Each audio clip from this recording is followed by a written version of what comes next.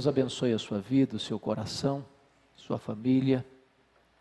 Este é o momento que nós vamos abrir a palavra de Deus e vamos meditar no que Deus tem para nós nesta manhã. E eu convido você para abrir sua Bíblia comigo na carta de Paulo aos Romanos, capítulo 8, versos 18 a 28. Romanos 8, 18 a 28. O apóstolo Paulo escreve o seguinte: porque para mim tenho por certo que os sofrimentos do tempo presente não podem ser comparados com a glória a ser revelada em nós. A ardente expectativa da criação aguarda a revelação dos filhos de Deus, pois a criação está sujeita à vaidade, não voluntariamente, mas por causa daquele que a sujeitou, na esperança de que a própria criação será redimida do cativeiro da corrupção, para a liberdade da glória dos filhos de Deus. Porque sabemos que toda a criação a um só tempo geme e suporta angústias até agora. E não somente ela, mas também nós que temos as primícias do Espírito, igualmente gememos em nosso íntimo, aguardando a adoção de filhos, a redenção do nosso corpo. Porque na esperança fomos salvos. Ora, a esperança que se vê não é esperança, pois o que alguém vê, como espera? Mas se esperamos o que não vemos, com paciência o aguardamos.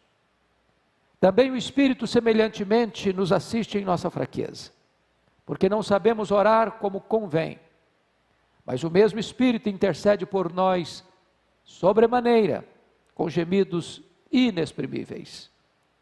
E aquele que sonda os corações, sabe qual é a mente do Espírito, porque segundo a vontade de Deus, é que Ele intercede pelos santos. Sabemos que todas as coisas cooperam para o bem daqueles que amam a Deus, daqueles que são chamados segundo o seu propósito. Amém. Esse texto trata de maneira muito clara esta tensão que existe na vida do cristão, do sofrimento presente e da glória futura. Mormente no momento em que você e eu estamos vivendo, não só você e eu estamos sendo assolados por um amargo sofrimento, mas o mundo todo está bebendo este cálice amargo. Esse é um tempo de grande angústia entre as nações, de perplexidade entre as nações. Estamos sendo assolados por uma pandemia e estamos enfrentando talvez uma das mais agudas crises econômicas dos últimos séculos. Certamente, quase todos sofrerão os esbarros desta grande crise e enfrentarão o sofrimento que dela decorre. Mas o texto trata de que o sofrimento da agora, do tempo presente, não pode ser comparado com a alegria, com o gozo, com a recompensa, com as bem-aventuranças que aguardam o povo de Deus. O sofrimento é apenas um estágio da caminhada, é apenas o deserto da trajetória. Mas nós não ficaremos nele, nós passaremos por ele e estamos não rumo ao fracasso e à derrota fatídica, mas rumo à glória, onde não tem mais dor, onde não tem mais choro, onde não tem mais luto, onde não tem mais sofrimento. E o apóstolo Paulo vai tratar nesse texto de uma espécie de sinfonia de gemidos.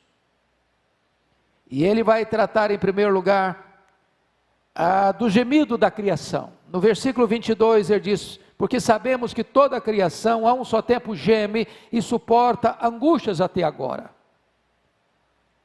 Este gemido atinge a própria natureza, e diz a Bíblia que em virtude da queda dos nossos pais, por causa de Adão, Deus amaldiçoou a terra, e a terra benfazeja, a terra que produzia árvores belíssimas aos olhos e com frutos saborosíssimos, agora também vai produzir espinhos, cardos e abrolhos. E o homem que se deleitava no seu trabalho, agora precisa comer o seu pão com o suor do seu rosto.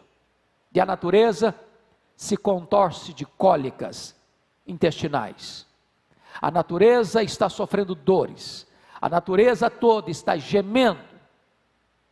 Quando você olha e vê terremotos, maremotos, tsunamis, enchentes, secas severas, quando você vê a natureza sendo assolada por epidemias, por situações que trazem angústia e dor para a terra, para o nosso planeta, para o universo que Deus criou, tudo isso retrata a gravidade do pecado do homem, porque a terra foi amaldiçoada por causa do homem. Diz a Escritura que nesse momento a natureza está gemendo. E ela está gemendo não de desespero, não de pânico por não saber o que vai acontecer. A natureza entende que ela aguarda a revelação dos filhos de Deus. Ela aguarda a liberdade da glória dos filhos de Deus. Como que a natureza se tornando uma personalidade com entendimento, com razão e com sentimento, ela entende que quando o Senhor Jesus Cristo vier na sua glória para buscar a sua noiva, para resgatar a sua igreja e para levar a sua igreja para a glória eterna, a própria natureza será também liberta deste cativeiro da corrupção a que ela está sujeita. E então diz a Escritura que haverá novos céus e nova terra. Mas em segundo lugar, nessa sinfonia dos gemidos, no verso 23, o apóstolo Paulo diz: e não somente a natureza, não somente a criação, mas também nós, ou seja, a igreja, que temos as primícias do Espírito, igualmente gememos em nosso íntimo, aguardando a adoção dos filhos de Deus, a redenção do nosso corpo. A igreja de Deus, nesta jornada aqui no mundo, aqui na terra, até a gloriosa volta do Senhor Jesus Cristo, também está gemendo. A igreja passou por tantas lutas, por tantos sofrimentos, por tantas perseguições, por tantos enfrentamentos com a hostilidade do mundo, com a fúria de Satanás, e com a realidade terrível do pecado que tenazmente nos assedia. E tudo isso nos faz sofrer, tudo isso arranca de dentro de nós um gemido pungente, doloroso. E nós também estamos gemendo, a igreja está gemendo, a igreja está sofrendo. Enquanto ela caminha por este mundo, ela caminha não imune à dor, não incólume ao sofrimento, não ilesa dos gemidos que marcam a nossa jornada. Todavia, diz o apóstolo Paulo, que na mesma dimensão da criação, o nosso gemido, o gemido da igreja, não é um gemido de desespero. É como o gemido de uma mulher grávida que está sofrendo as dores de parto, mas tem a alegria de dar à luz a um filho, a uma filha. E então diz a Escritura que os gemidos da igreja é o gemido de aguardar, de ansiar ardentemente a adoção de filhos, a redenção do nosso corpo. Em outras palavras, é aguardar a volta do Senhor Jesus Cristo, quando os mortos em Cristo hão de ressuscitar primeiro, e os que estiverem vivos serão transformados e arrebatados para encontrar o Senhor Jesus nos ares. O nosso gemido não é de desespero, é de expectativa da glorificação na segunda vinda de Jesus Cristo, nosso Senhor. Terceiro lugar, nesse gemido, nessa sinfonia de gemidos, agora não só a criação geme, não só a igreja geme, mas também os gemidos estão dentro da própria divindade. Porque está escrito no verso 26, também o Espírito, semelhantemente, nos assiste em nossa fraqueza, porque não sabemos orar como convém, mas o mesmo Espírito intercede por nós sobremaneira, com gemidos inexprimíveis. O próprio Espírito Santo está gemendo. E aqui, verdades sublimes se despontam nesta passagem. Em primeiro lugar, você nota que esta solidariedade divina, também o Espírito semelhantemente nos assiste em nossa fraqueza. Como nós somos fracos, como nós somos vulneráveis. Você nota que uma pandemia quanto esta, que chegou e que desestruturou o mundo, que mexeu com a agenda das nações, que colocou por terra os planejamentos mais audaciosos dos países mais ricos do mundo, e de repente o poder econômico, e de repente o poder da ciência, e de repente o poder político ficam de cócoras diante desta pandemia, porque muito embora se tente amenizar ou minorar o sofrimento e a dor, não se tem nas mãos de pronto e de imediato, no poder do dinheiro, no poder da ciência, no poder político, a solução eficaz e rápida deste problema que assola o mundo. Somos frágeis. O que é glorioso é que o Espírito Santo não nos abandona em nossa fraqueza, nem nos escorraça por causa das nossas fraquezas. O Espírito Santo nos assiste em nossas fraquezas. Mas talvez você pergunte, por que somos fracos? De onde transborda e transpira essa fraqueza? E o apóstolo Paulo responde ainda no verso 26, a nossa fraqueza, ela pode ser notada de forma tão eloquente, pelo simples fato de nós nem sabermos orar como convém. E por que não sabemos orar como convém? Porque nós nem sabemos o que é melhor para nós. Às vezes nós pedimos para Deus uma pedra, pensamos que estamos pedindo um pão. Às vezes nós pedimos para Deus uma cobra, pensando que estamos pedindo um peixe. Às vezes pedimos para Deus um escorpião, pensando que estamos pedindo um ovo. Às vezes pedimos para Deus que vai nos matar, pensando que estamos pedindo que vai nos dar vida. Deus é tão bom com você e comigo, que Ele não dá tudo que você e eu pedimos. Ele dá o que nós precisamos. Foi exatamente isso que o Senhor Jesus Cristo ensinou. Pedi e dar-se-vos-á, buscai e achareis, batei e abrir-se-vos-á, porque todo o que pede recebe, todo o que busca encontra, todo o que bate, abrir-se-lhe-á. Isso foi o que Jesus ensinou. Às vezes nós entendemos o contrário disso. Às vezes nós entendemos que todo o que pede recebe o que pede. Bom, isso Jesus não ensinou. O que Ele ensinou foi, todo o que pede recebe, mas Ele não ensinou que todo o que pede recebe o que pede, porque nós não sabemos orar como convém. Eu fico pensando,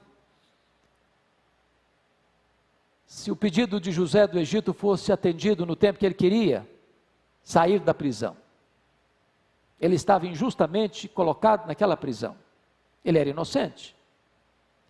E ele pediu ao copeiro do faraó para lembrar-se dele. E diz a Bíblia que o copeiro do faraó se esqueceu dele. E ele ficou mais 2 anos mofando naquela prisão imunda. E talvez você pergunte, mas por que Deus permite que os seus filhos sofram? Por que Deus permite uma pandemia quanto esta? Por que Deus permite as nações serem abaladas? Por que Deus não tirou José da prisão quando ele queria ser liberto daquela prisão? Na verdade, naqueles 2 anos que José ficou na prisão, é como se Deus estivesse construindo a rampa do palácio para sair da prisão e ser o governador do Egito. Deus atende o nosso clamor, não no nosso tempo, não do nosso jeito, não ao nosso gosto, mas no seu tempo, da sua forma, para o louvor da sua glória, porque Ele sabe o que é melhor para nós. Nós não sabemos orar como convém, porque somos frágeis. Mas agora o apóstolo Paulo avança um pouco nesta passagem e diz algo espantoso para nós. Quando diz que o mesmo Espírito intercede por nós com gemidos inexprimíveis. E eu já me debrucei sobre esse texto, já li algumas porções, talvez de dezenas de comentários de grandes mentes, de grandes exegetas, acerca deste texto. E confesso a você que acho que nós não chegamos sequer a arranhar a superfície desse texto. A grande pergunta é: o que é um gemido? Um gemido é uma expressão tão profunda de um sentimento, ou de uma angústia, ou de uma dor, que você não consegue articular isso em palavras. Então você geme. O Espírito Santo é Deus, da mesma essência, da mesma substância do Pai e do Filho. Tem os mesmos atributos, o poder de realizar as mesmas obras. Consequentemente, Ele conhece todas as línguas, todos os idiomas, todos os dialetos, de todos os povos, de todos os tempos, de todos os lugares. Ele conhece a língua do céu, Ele conhece a língua da terra, Ele conhece as línguas dos anjos. Mas quando Ele está orando por você, em você, ao Deus que está sobre você, Ele não encontra sequer uma língua, então Ele geme com gemidos inexprimíveis. Esta é a intercessão que o Espírito Santo realiza em você, por você, ao Deus que está sobre você. Mas a grande pergunta é: como é que é esta intercessão? Primeiramente, é uma intercessão intensa, porque Ele intercede por você sobremaneira. Esta é uma ênfase parecida com João 3,16, porque Deus amou o mundo de tal maneira. Ele, sendo Deus, emprega toda a sua energia, toda a sua força, todo o seu ser, todos os seus atributos, para interceder por você, em você, ao Deus que está sobre você. Mas em segundo lugar, esta intercessão não é apenas intensa, ela é também agônica, porque é com gemidos inexprimíveis. Em terceiro lugar, esta intercessão, além de intensa e agônica, ela é eficaz, porque o verso 27 diz que aquele que sonda os corações, sabe qual é a mente do Espírito, porque segundo a vontade de Deus, é que Ele intercede pelos santos. Se você não sabemos orar como convém, o Espírito Santo sabe. Ele não desperdiça nenhuma das suas intercessões por você, por mim, por nós. Todas as intercessões do Espírito Santo são eficazes. Então, nós estamos vendo esta sinfonia dos gemidos. O gemido da criação, o gemido da igreja, o gemido do Espírito Santo. Gemidos na terra, gemidos no céu. Gemidos fora de nós, gemidos dentro de nós. E eu quero concluir esta breve meditação, levando você então para um dos textos mais sublimes e mais consoladores de todas as Escrituras, que é Romanos 8:28. Enquanto caminhamos, enquanto andamos por este mundo, marcado pela dor, marcado pelo sofrimento, carimbado por tantos gemidos, podemos ter uma plena convicção de que a nossa vida está nas mãos do Deus Todo-Poderoso, que nos ama, que tem o melhor para nós. É isso que diz o versículo 28. Quando o apóstolo Paulo diz: sabemos que todas as coisas cooperam para o bem daqueles que amam a Deus, daqueles que são chamados segundo o seu propósito. Curiosamente, o apóstolo Paulo começa esse texto com este verbo sabemos, porque aqui não é uma conjectura, aqui não é a linguagem da conjectura hipotética, aqui é a linguagem da certeza experimental. Sabemos, E sabemos o quê? Que todas as coisas, não algumas, não as melhores, não a maioria, mas todas as coisas cooperam para o bem daqueles que amam a Deus, daqueles que são chamados segundo o seu propósito. Mas talvez você possa argumentar, então eu não estou compreendendo bem as coisas, porque o que eu estou vendo é sofrimento, o que eu estou vendo é choro, o que eu estou vendo é morte, o que eu estou vendo é enfermidade, o que eu estou vendo é abalo econômico, o que eu estou vendo são as nações em pânico. Então vamos entender bem o que é que Paulo não está querendo dizer. Primeiro, Paulo não está dizendo que todas as coisas que acontecem com você são coisas boas, ele não está dizendo isso. Nem Paulo está afirmando que esta pandemia é coisa boa. Nem eu estou falando isso para você, que essa pandemia é coisa boa, eu não estou afirmando isso. Para gente de Deus, também acontecem coisas difíceis. Crente fica doente. Crente é contagiado pelo Covid-19. Crente também fica em estado crítico num CTI.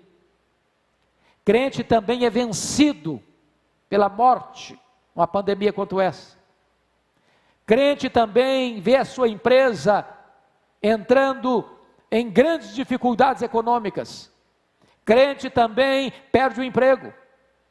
Crente também enfrenta as agruras naturais do sofrimento que marca a criação e a todos nós. Então Paulo não está dizendo que tudo que acontece com você são coisas boas, até porque ele mesmo, Paulo, foi apedrejado, foi açoitado, enfrentou naufrágios, passou por desertos, foi perseguido, passou fome, tinha no corpo as marcas do Senhor Jesus, foi preso injustamente e termina a sua jornada sendo degolado por ordem do imperador romano. Segundo lugar, Paulo não está dizendo que as coisas vão por si mesmas se encaixando, como se a natureza ou os acontecimentos tivessem independência para agir por si mesmos, e como que num jogo de coincidência as coisas fossem trabalhando em seu favor, ou como alguns acham equivocadamente, que se os astros estiverem trabalhando em seu favor, e por isso não saem de casa sem consultar um horóscopo, é isso que vai levando as coisas a se encaixarem melhor na sua vida. Não é assim, com certeza. Na verdade, Paulo ainda diz, e ele está dizendo isso muito claramente, ele não está afirmando também que todas as coisas cooperam para o bem de todas as pessoas, ele não está dizendo isso. A Bíblia diz que quem semeia vento colhe tempestade, quem semeia na carne colhe corrupção. Mas se você é filho de Deus, se você já se rendeu ao Senhor Jesus Cristo, se você foi chamado segundo o propósito de Deus para viver na sua presença e para o louvor da sua glória, pode ter a convicção disso, todas as coisas cooperam para o seu bem. Talvez você diga, bom, eu não estou entendendo isso, não é a leitura que eu estou fazendo. Então deixa eu ilustrar isso para você. Gary Chapman é um escritor americano muito conhecido no Brasil. Ele escreveu um livro que é muito popular aqui no Brasil, que são as 5 linguagens do amor. E ele relata numa das suas obras, que quando era criança, estava brincando aos pés da sua mãe, enquanto a sua mãe fazia um bordado à mão. E ele olhou o bordado de baixo para cima, pelo avesso, e disse, mamãe, mas que coisa feia a senhora está fazendo. As linhas estão soltas. Não há harmonia nisso.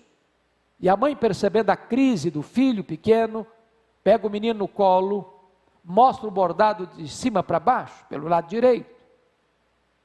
E o menino ficou encantado com a beleza, com a harmonia das cores.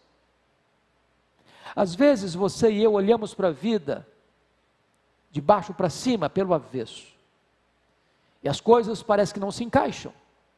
As linhas estão soltas. Você não vê sentido, você não vê propósito. Parece que a sua vida está de ponta cabeça. Então, haverá um dia em que Deus vai sentar você no seu colo e mostrar de cima para baixo a sua vida, e então você vai entender que todas as coisas cooperaram para o seu bem. Deus está montando uma espécie de tapeçaria na sua vida, e Ele está encaixando as coisas, ora uma coisa alegre, ora uma coisa triste, ora a prosperidade, ora a adversidade, ora a saúde, ora a enfermidade, ora a alegria do nascimento, ora o choro da despedida, mas em todas essas circunstâncias, Deus está trabalhando em você, Deus está esculpindo em você a beleza do seu Filho Jesus Cristo, que aprendeu pelas coisas que sofreu. Talvez você possa dizer: eu não estou entendendo o que Deus está fazendo na sua vida, na minha vida. Se você não pode entender o que Deus está fazendo na sua vida, você pode entender Deus. Ele é seu Pai, Ele é soberano, e Ele está trabalhando por você e não contra você. Não há Deus como o nosso, que trabalha para aqueles que nele esperam.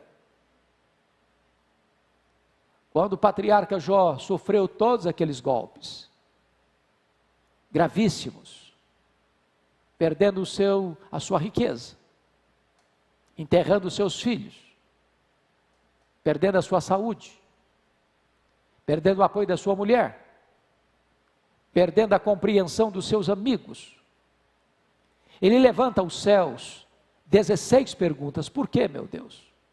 Por que eu estou sofrendo? Por que a minha dor não cessa? Por que eu não morri no ventre da minha mãe? Por que eu não morri ao nascer? Por que o Senhor não me mata de uma vez? Ele levantou aos céus 34 queixas contra Deus. Diante dessa situação tão amarga, Deus não responde para ele sequer uma das suas perguntas, nem responde nenhuma das suas 34 queixas. Quando Deus, entretanto, revelou-se a ele na sua majestade, na sua glória, na sua soberania e no seu poder magnífico e extraordinário, Jó então compreendeu algo sublime: agora eu sei que tudo podes e nenhum dos teus planos pode ser frustrado. Eu conhecia a ti só de ouvir falar, mas agora os meus olhos te veem e eu me abomino no pó e na cinza.